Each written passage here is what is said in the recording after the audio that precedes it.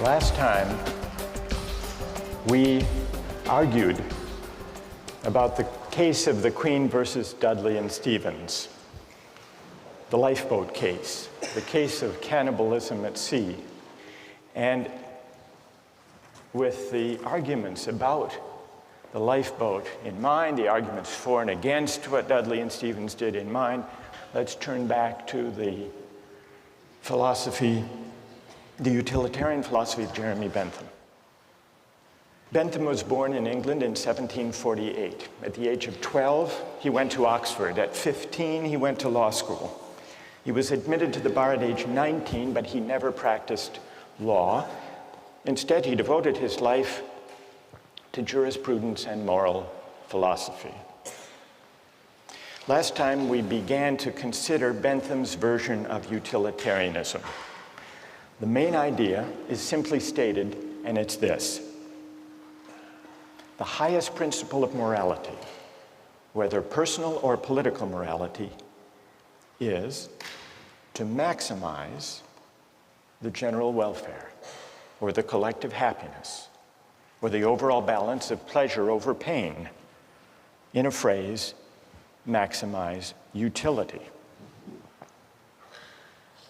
Bentham arrives at this principle by the following line of reasoning. We're all governed by pain and pleasure. They are our sovereign masters, and so any moral system has to take account of them. How best to take account? By maximizing. And this leads to the principle of the greatest good for the greatest number. What exactly should we maximize? Bentham tells us happiness, or more precisely, utility. Maximizing utility is a principle not only for individuals, but also for communities and for legislators. What, after all, is a community? Bentham asks. It's the sum of the individuals who comprise it.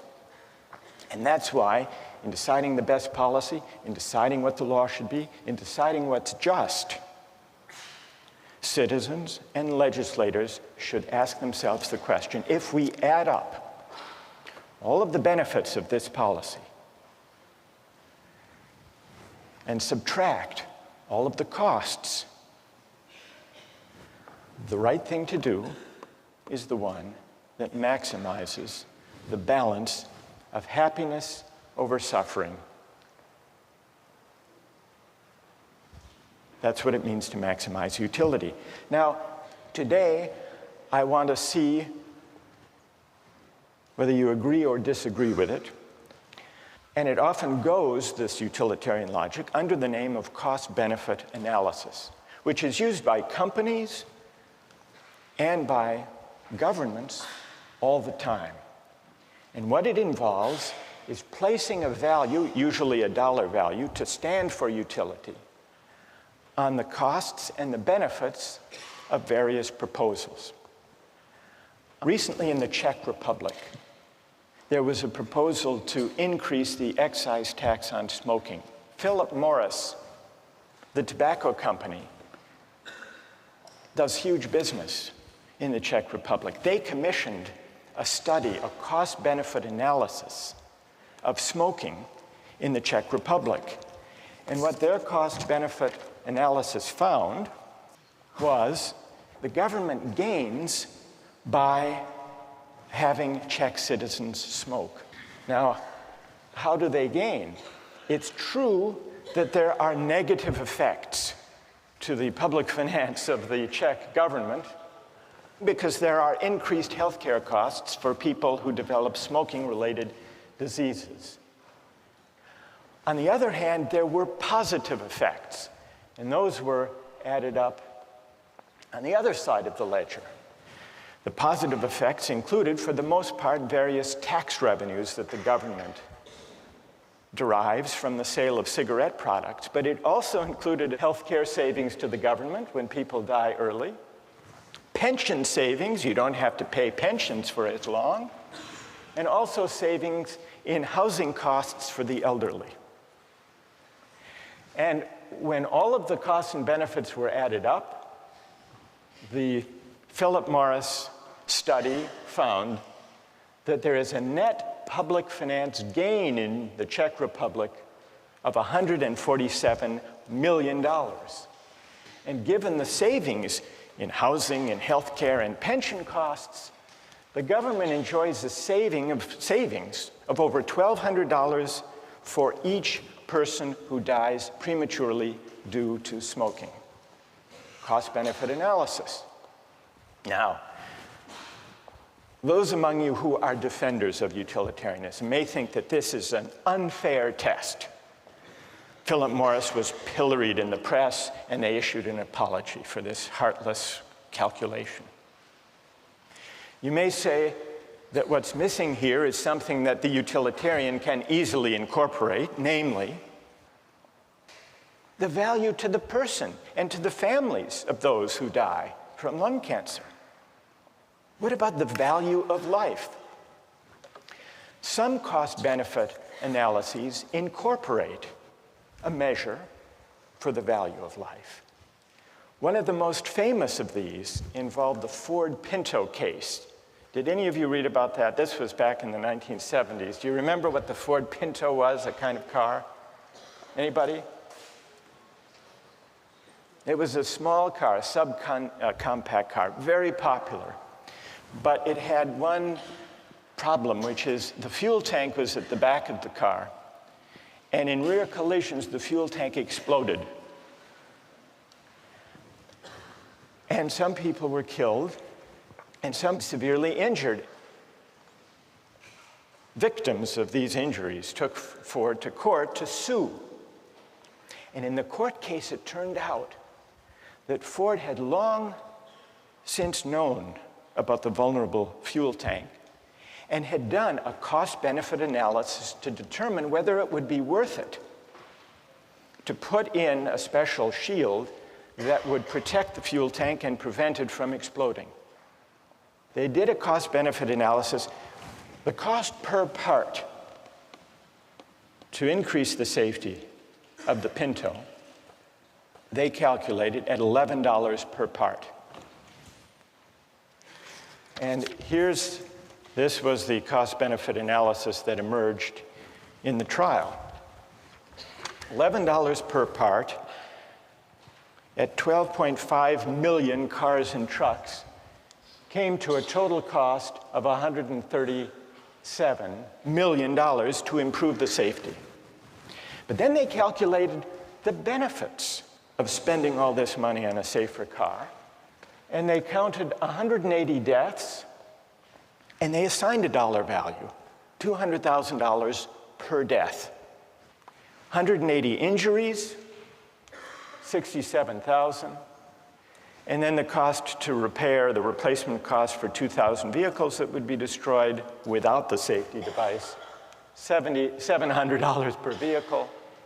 So the benefits turned out to be only $49.5 million, and so they didn't install the device. Needless to say, when this memo of the Ford Motor Company's cost-benefit analysis came out in the trial, it appalled the jurors who awarded a huge settlement. Is this a counterexample to the utilitarian idea of calculating? Because Ford included a measure of the value of life. Now, who here wants to defend cost-benefit analysis from this apparent counterexample? Who has a defense? Or do you think this completely destroys the whole utilitarian calculus? Yes? Okay, well, I think that, once again, they've made the same mistake the previous case did, that they assigned a dollar value to human life. And once again, they failed to take account things like suffering and emotional losses by the families. I mean, families lost earnings, but they also lost a loved one, and that is more valued than $200,000. Right. And wait. That's good. What's your name? Julia Roto. So if 200,000, Julie, is too low a figure because it doesn't include the loss of a loved one and the loss of those years of life, what do you think would be a more accurate number?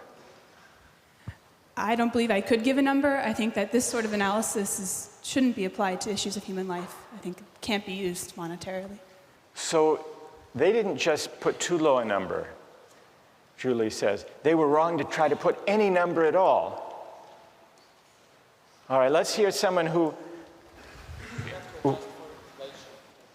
You have to adjust for inflation.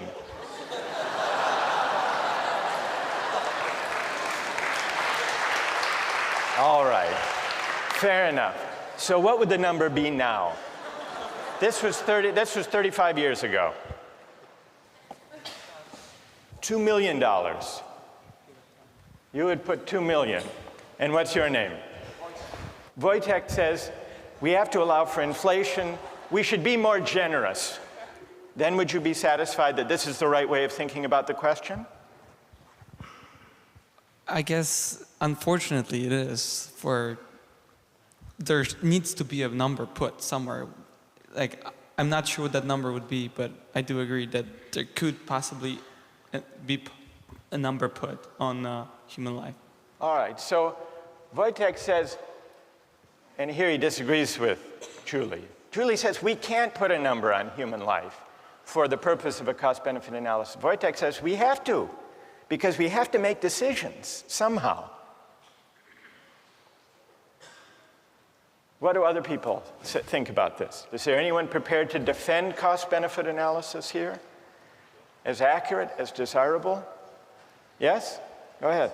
I think that if Ford and other car companies didn't use cost-benefit analysis, they'd eventually go out of business because they wouldn't be able to be profitable, and millions of people wouldn't be able to use their cars to get to jobs, to put food on the table, to feed their children. So I think that if cost-benefit analysis isn't employed, the greater good is sacrificed in this case. All right, let me add, what's your name? Raul? Raul. There was recently a study done about cell phone use by drivers when people are driving a car, and there's a debate whether that should be banned. Yeah. And the figure was that some 2,000 people die as a result of accidents each year using cell phones. And yet, the cost-benefit analysis, which was done by the Center for Risk Analysis at Harvard, found that if you look at the benefits of the cell phone use and you put some value on the life, it comes out about the same because of the enormous economic benefit of enabling people to take advantage of their time, not waste time, be able to make deals and talk to friends and so on while they're driving. Doesn't that suggest that it's a mistake to try to put monetary figures on questions of human life? Well, I think that if the great majority of people try to derive maximum utility out of a service like using cell phones and the convenience that cell phones provide, that sacrifice is necessary for satisfaction to occur. You're an outright utilitarian. Yes. Okay. All right, then one last question, Raul. Okay. And I put this to Wojtek. What dollar figure should be put on human life to decide whether to ban the use of cell phones? Well, I don't want to arbitrarily calculate a figure. I mean, right now, I think that... You want to take it under advisement? Yeah, I'll take it under advisement. But what, roughly speaking, would it be? You've got 2,300 deaths. Okay. You've got to assign a dollar value to know whether you want to prevent those deaths by banning the use of cell phones in cars. Okay. So what would your hunch be? How much? 1 million? 2 million? 2 million was Wojtek's figure. Yeah. Is that about right? Maybe 1 million. 1 million? Yeah. You know, that's good. Thank you. Okay. So these are some of the controversies that arise these days from cost-benefit analysis, especially those that involve placing a dollar value on everything to be added up. Well, now I want to turn to your objections not necessarily to cost-benefit analysis specifically, because that's just one version of the utilitarian logic in practice today, but to the theory as a whole, to the idea that the right thing to do, the just basis for policy and law, is to maximize utility. How many disagree with the utilitarian approach to law and to the common good? How many agree with it? So more agree than disagree. So let's hear from the critics. Yes? My main issue with it is that I feel like you can't say that just because someone's in the minority, what they want and need is less valuable than someone who's in the majority. So I guess I have an issue with the idea that the greatest good for the greatest number is okay, because there's still, what about the people who are in the lesser number? Like, it's not fair to them. They didn't have any say in where they wanted to be. All right, that's an interesting objection. You're worried about the effect on the minority. Yes. What's your name, by the way? Anna.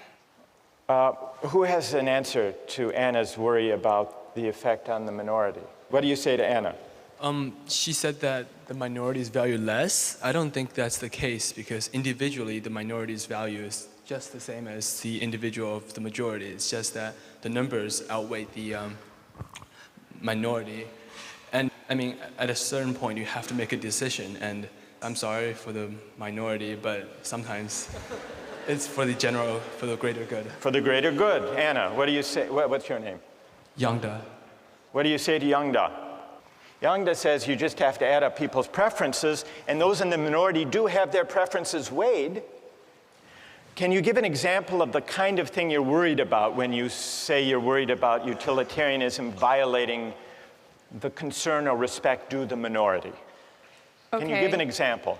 So, well, with any of the cases that we've talked about, like for the shipwreck one, I think the boy who was eaten still had as much of a right to live as the other people, and just because he was the minority in that case, the one who maybe had less of a chance to keep living, that doesn't mean that the others automatically have a right to eat him just because it would give a greater amount of people the chance to live. So there may be certain rights that the minority members have, that the individual has, that shouldn't be traded off for the sake of utility? Yes. Yes, Anna? Yonda, this would be a test for you. Back in ancient Rome, they threw Christians to the lions in the Colosseum for sport. If you think how the utilitarian calculus would go, yes, the Christian thrown to the lion suffers enormous, excruciating pain. But look at the collective ecstasy of the Romans. Yonda. Well, in that time, I don't, in modern day of time, to value to give a number to the happiness given to the people watching, I don't think any policymaker would say the pain of one person, of the suffering of one person is much, in comparison to the happiness gained. No, but you have to admit that if there were enough Romans delirious enough with happiness, it would outweigh even the most excruciating pain of a handful of Christians thrown to the lion. So we really have here two different objections to utilitarianism. One has to do with whether utilitarianism adequately respects individual rights or minority rights, and the other has to do with the whole idea of aggregating utility or preferences or values. Is it possible to aggregate all values to translate them into dollar terms? There was, in the 1930s, a psychologist who tried to address this second question. He tried to prove what utilitarianism assumes, that it is possible to translate all goods, all values, all human concerns into a single uniform measure. And he did this by conducting a survey of young recipients of relief. This was in the 1930s. And he gave them a list of unpleasant experiences. And he asked them, how much would you have to be paid to undergo the following experiences? And he kept track. For example, how much would you have to be paid to have one upper front tooth pulled out? Or how much would you have to be paid to have one little toe cut off? Or to eat a live earthworm 6 inches long? Or to live the rest of your life on a farm in Kansas? Or to choke a stray cat to death with your bare hands? Now, what do you suppose was the most expensive item on that list? Kansas?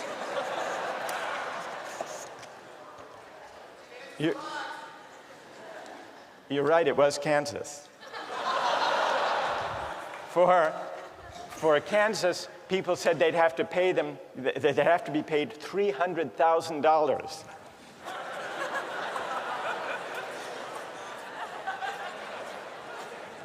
What do you think was the next most expensive? Not the cat. Not the tooth. Not the toe. The worm. People said you'd have to pay them $100,000 to eat the worm. What do you think was the least expensive item?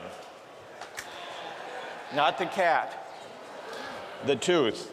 During the Depression, people were willing to have their tooth pulled for only $4,500. Now, here's what Thorndike concluded from his study. Any want or satisfaction which exists in some amount and is therefore measurable. The life of a dog or a cat or a chicken consists of appetites, cravings, desires, and their gratifications. So does the life of human beings, though the appetites and desires are more complicated. But what about Thorndike's study? Does it support Bentham's idea that all goods, all values can be captured according to a single uniform measure of value? Or does the preposterous character of those different items on the list suggest the opposite conclusion, that maybe, whether we're talking about life or Kansas or the worm, maybe the things we value and cherish can't be captured according to a single uniform measure of value? And if they can't, what are the consequences for the utilitarian theory of morality? That's a question we'll continue with next time.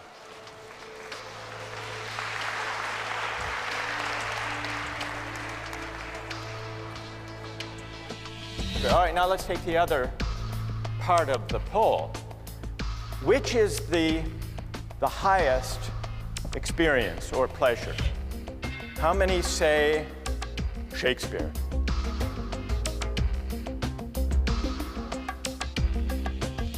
How many say Fear Factor? No, you can't be serious. Really?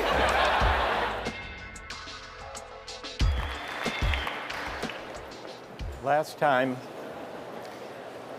we began to consider some objections to Jeremy Bentham's version of utilitarianism.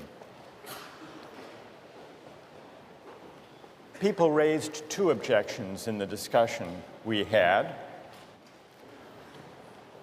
The first was the objection, the claim, that utilitarianism, by concerning itself with the greatest good for the greatest number, fails adequately to respect individual rights.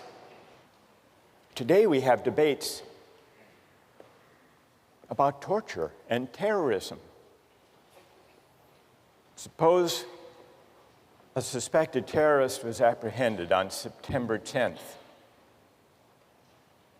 and you had reason to believe that the suspect had crucial information about an impending terrorist attack that would kill over 3,000 people, and you couldn't extract the information. Would it be just to torture the suspect to get the information? Or do you say, no, there is a categorical moral duty of respect for individual rights? In a way, we're back to the questions we started with about trolley cars and organ transplants. So that's the first issue. And you remember we considered some examples of cost-benefit analysis. But a lot of people were unhappy with cost-benefit analysis when it came to placing a dollar value on human life. And so that led us to the second objection. It questioned whether it's possible to translate all values into a single uniform measure of value. It asks, in other words, whether all values are commensurable. Let me give you one other example of an experience. This actually is a true story. It comes from personal experience that raises a question, at least, about whether all values can be translated without loss into utilitarian terms.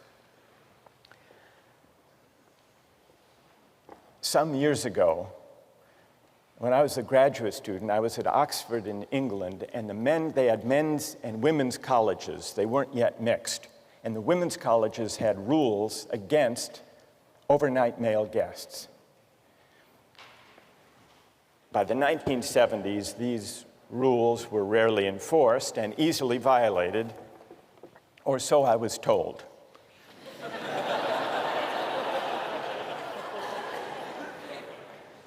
By the late 1970s, when I was there, pressure grew to relax these rules, and it became the subject of debate among the faculty at St. Anne's College, which was one of these all-women's colleges.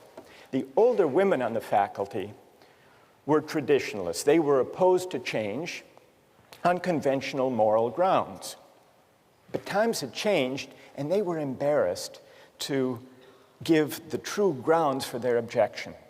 And so they translated their arguments into utilitarian terms.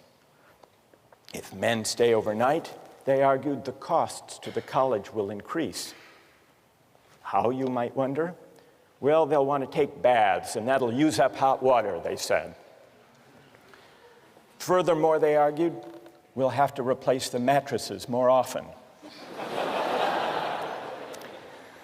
The reformers met these arguments by adopting the following compromise. Each woman could have a maximum of 3 overnight male guests each week.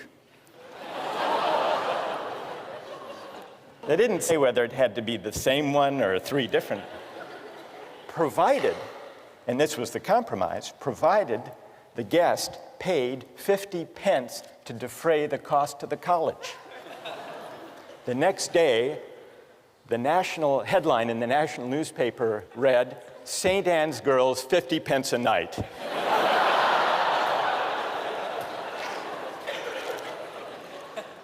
Another illustration of the difficulty of translating all values, in this case a certain idea of virtue, into utilitarian terms. So that's all to illustrate the second objection to utilitarianism, at least the part of that objection that questions whether utilitarianism is right to assume that we can assume the uniformity of value, the commensurability of all values, and translate all moral considerations into dollars or money. But there is a second aspect to this worry about aggregating values and preferences. Why should we weigh all preferences that people have without assessing whether they're good preferences or bad preferences? Shouldn't we distinguish between higher pleasures and lower pleasures? Now, part of the appeal of not making any qualitative distinctions about the worth of people's preferences, part of the appeal is that it is non-judgmental and egalitarian. The Benthamite utilitarian says, everybody's preferences count, and they count regardless of what people want, regardless of what makes different people happy.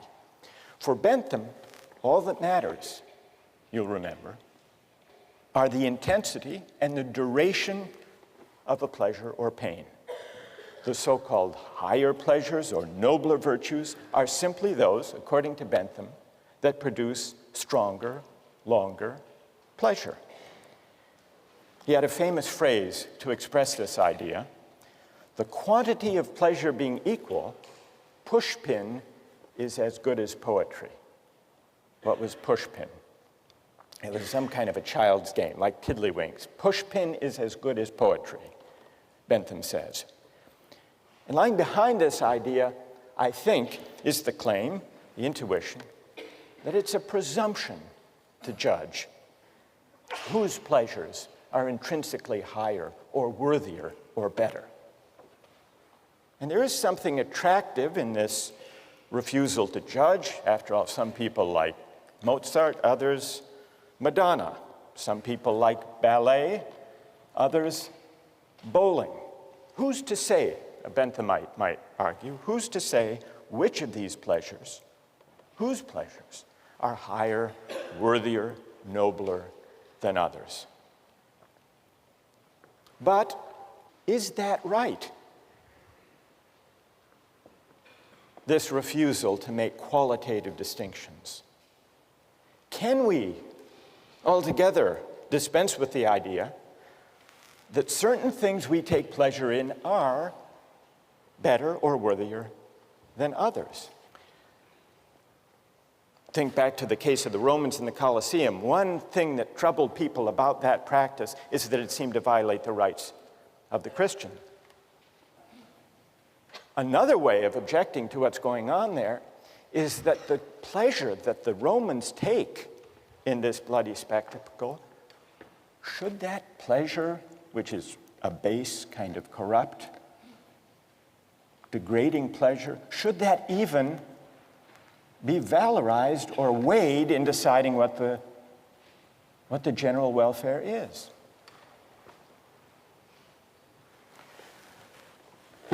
So here are the objections to Bentham's utilitarianism. And now we turn to someone who tried to respond to those objections, a later-day utilitarian, John Stuart Mill. So what we need to examine now is whether John Stuart Mill had a convincing reply to these objections to utilitarianism. John Stuart Mill was born in 1806. His father, James Mill, was a disciple of Bentham's. And James Mill set about giving his son, John Stuart Mill, a model education. He was a child prodigy, John Stuart Mill. He knew Greek at the age of 3, Latin at 8, and age 10, he wrote a history of Roman law. At age 20, he had a nervous breakdown. This left him in a depression for 5 years. But at age 25, what helped lift him out of this depression is that he met Harriet Taylor. She and Mill got married. They lived happily ever after. And it was under her influence that John Stuart Mill tried to humanize utilitarianism. What Mill tried to do was to see whether the utilitarian calculus could be enlarged and modified to accommodate humanitarian concerns like the concern to respect individual rights, and also to address the distinction between higher and lower pleasures. In 1859, Mill wrote a famous book on liberty, the main point of which was the importance of defending individual rights and minority rights. And in 1861, toward the end of his life, he wrote the book we read as part of this course, Utilitarianism. He makes it clear that utility is the only standard of morality, in his view. So he's not challenging Bentham's premise. He's affirming it. He says very explicitly, the sole evidence it is possible to produce that anything is desirable is that people actually do desire it. So he stays with the idea that our de facto, actual, empirical desires are the only basis for moral judgment. But then, on page 8, also in chapter 2, he argues that it is possible for a utilitarian to distinguish higher from lower pleasures. Now, those of you who have read Mill already, how, according to him, is it possible to draw that distinction? How can a utilitarian distinguish qualitatively higher pleasures from lesser ones, base ones, unworthy ones? Yes? If you've tried both of them, and you'll prefer the higher one naturally, always. That's great. That's right. What's your name? John. So, as John points out, Mill says, here's the test. Since we can't step outside actual desires, actual preferences, that would violate utilitarian premises, the only test of whether a pleasure is higher or lower is whether someone who has experienced both would prefer it. And here, in chapter 2, we see the passage where Mill makes the point that John just described. Of two pleasures, if there be one to which all or almost all who have experience of both give a decided preference, irrespective of any feeling of moral obligation to prefer it, in other words, no outside, no independent standard, then that is the more desirable pleasure. What do people think about that argument? Does it succeed? How many think that it does succeed? Of arguing within utilitarian terms for a distinction between higher and lower pleasures. How many think it doesn't succeed? Right, I want to hear your reasons. But before we give the reasons, let's do an experiment of Mill's claim. In order to do this experiment, we're going to look at 3 short excerpts of popular entertainment. The first one is a Hamlet soliloquy. It'll be followed by 2 other experiences. See what you think. What a piece of work is a man. How noble in reason. How infinite in faculties. In form and moving, how express and admirable. In action, how like an angel. In apprehension, how like a god. The beauty of the world, the paragon of animals. And yet to me, what is this quintessence of dust? Man delights not me.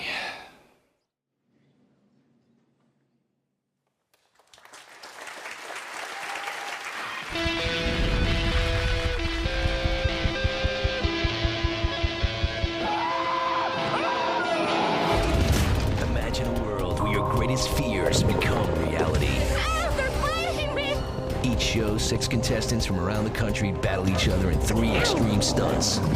These stunts are designed to challenge the contestants both physically and mentally. 6 contestants, 3 stunts, 1 winner. Yes! Woo! Fear Factor.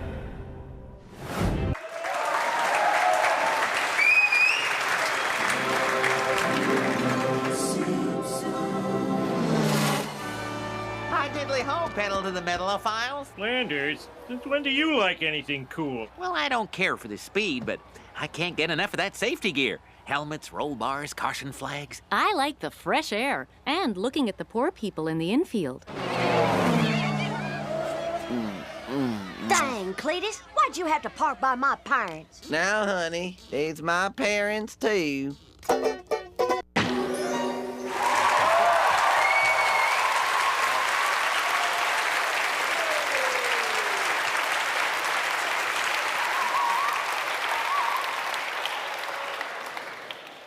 I don't even have to ask which one you like most. The Simpsons, how many like The Simpsons most? How many Shakespeare?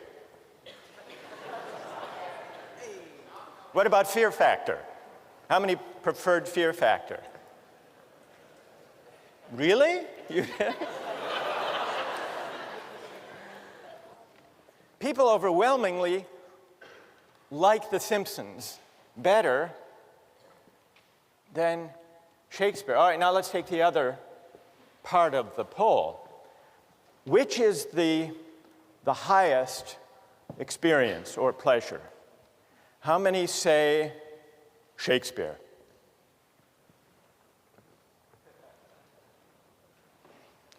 How many say Fear Factor? No, you can't be serious. Really? What? All right, go ahead. You can say. I found that one the most entertaining. I know, but which do you think was the worthiest, the noblest experience? I know you found it the most entertaining. If something is good just because it is pleasurable, what does it matter whether you have sort of an abstract idea of whether it is good by someone else's sense or not? All right, so you come down in the straight Benthamite side. Who's to judge? And why should we judge? Apart from just registering and aggregating de facto preferences. All right, that's fair enough. What's your name? Nate? Okay, fair enough. All right, so how many think The Simpsons is actually, apart from liking it, is actually the higher experience? Higher than Shakespeare. All right, let's see the vote for Shakespeare again. How many think Shakespeare is higher? All right, so why is it? Ideally, I'd like to hear from someone. Is there someone who thinks Shakespeare is highest, but who preferred watching The Simpsons? Yes?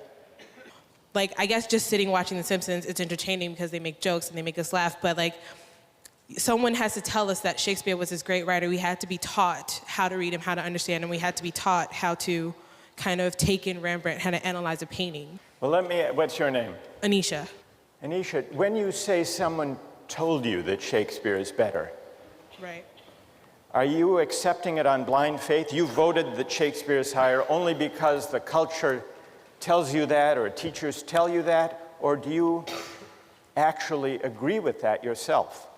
Well, in the sense of Shakespeare, no, but earlier you made an example of Rembrandt. I feel like I would enjoy reading a comic book more than I would enjoy kind of analyzing Rembrandt because someone told me it was great, you know? Right, so some of this seems to be, you're suggesting, a kind of cultural convention and pressure. We're told what books, what works of art are great. Who else? Yes. Although I enjoyed watching The Simpsons more in this particular moment in Justice, if I were to spend the rest of my life considering the 3 different video clips shown, I would not want to spend that remainder of my life considering the latter 2 clips. I think I would derive more pleasure from being able to branch out in my own mind, sort of considering more deep pleasures, more deep thoughts. And tell me your name. Joe. Joe. So if you had to spend the rest of your life on a farm in Kansas with only Shakespeare or the collected episodes of The Simpsons, you would prefer Shakespeare? What do you conclude from that about John Stuart Mill's test, that the test of a higher pleasure is whether people who have experienced both prefer it? Can I cite another example briefly? Yeah. In neurobiology last year, we were told of a rat who was tested a particular center in the brain where the rat was able to stimulate its brain and cause itself intense pleasure repeatedly. The rat did not eat or drink until it died. So the rat was clearly experiencing intense pleasure. Now, if you ask me right now if I would rather experience intense pleasure or have a full lifetime of higher pleasure, I would consider intense pleasure to be low pleasure. I would right now enjoy intense pleasure. But, yes, I would. I certainly would. But over a lifetime, I would think almost a complete majority here would agree that they would rather be a human with higher pleasure than be that rat with intense pleasure for a momentary period of time. So, now, in answer to your question, right. I think this proves that, or I won't say proves, I think the conclusion is that Mill's theory that when a majority of people are asked what they would rather do, they will answer that they would rather engage in a higher pleasure. So you think that this supports Mill? You think Mill is onto something here? I do. All right. Is there anyone who disagrees with Joe and who thinks that our experiment disproves Mill's test, shows that that's not an adequate way, that you can't distinguish higher pleasures within the utilitarian framework? Yes?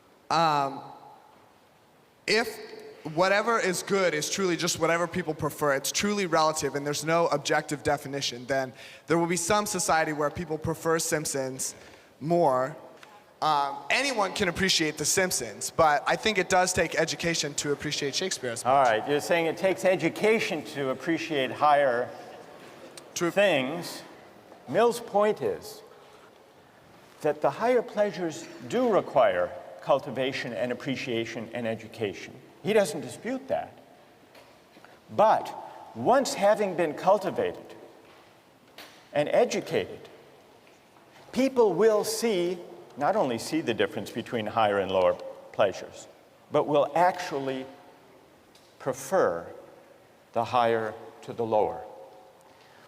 You find this famous passage from John Stuart Mill: "It is better to be a human being dissatisfied than a pig satisfied.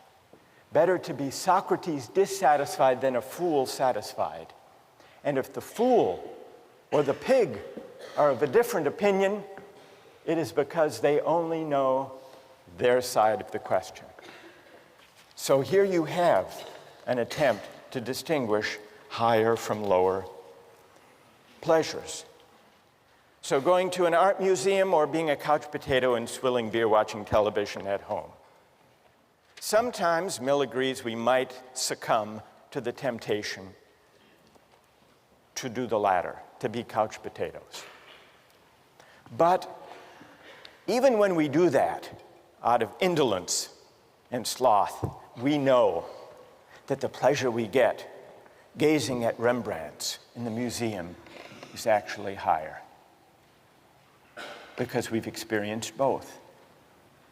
And it is a higher pleasure gazing at Rembrandts because it engages our higher human faculties. What about Mill's attempt to reply to the objection about individual rights? In a way, he uses the same kind of argument. And this comes out in chapter 5. He says, I dispute the pretensions of any theory which sets up an imaginary standard of justice not grounded on utility,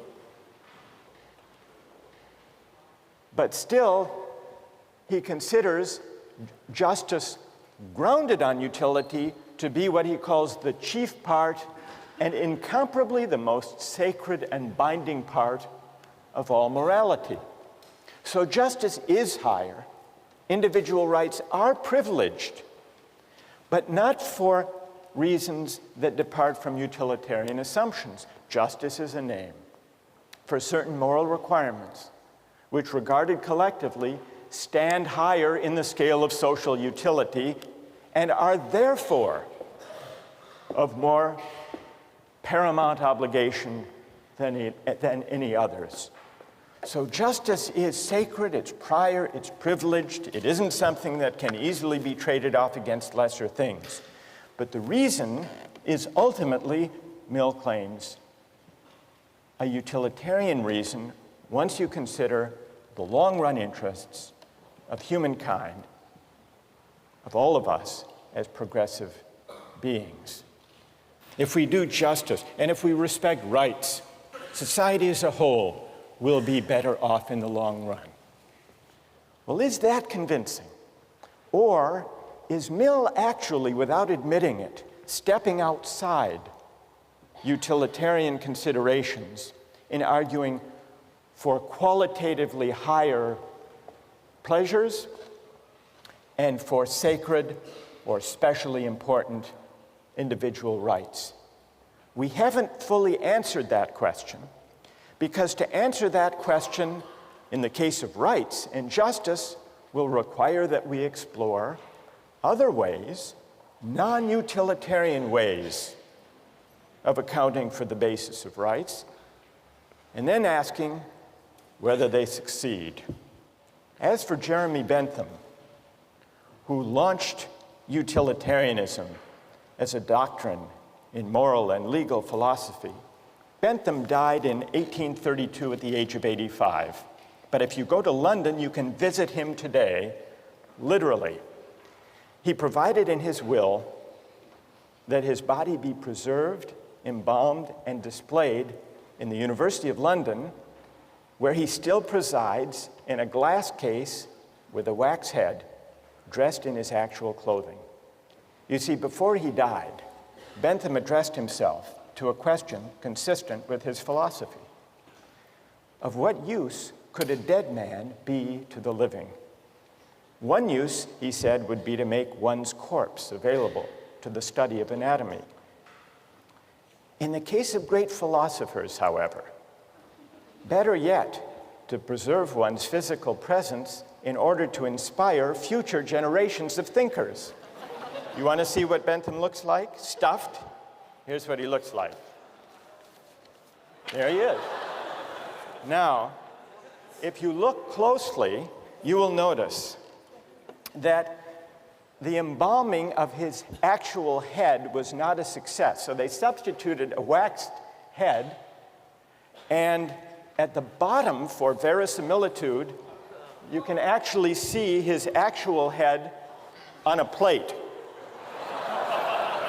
You see it? Right there. So, what's the moral of the story?